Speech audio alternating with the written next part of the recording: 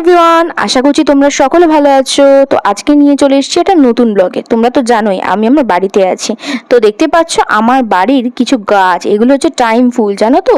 তো এই গাছগুলো না পুরোপুরি পরিচর্যা আমার বাবাই করে থাকে। আমার বাবার খুব গাছ ভালো লাগে জানো। তো এইটুকু জায়গার মধ্যে যতটুকু পেরেছে গাছ লাগিয়েছে। আর এই হলো আমাদের বাড়ি। আর যে আকাশটা দেখছো, আশ্বিনের আকাশ, কি সুন্দর লাগছে না বন্ধুরা। আমার না খুবই ভালো লাগে এই সময় আকাশটা দেখতে, জানো তো।